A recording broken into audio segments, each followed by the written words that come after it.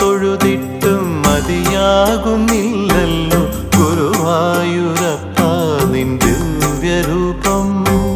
പലവേള ഞാൻ നിന്റെ തിരുമുൻപിൽ വന്നെത്തി ശയന പ്രദക്ഷിണം ചെയ്യുമ്പോൾ നറുവെണ്ണ പോലെൻ ദുഃഖം ഉരുകുന്നു.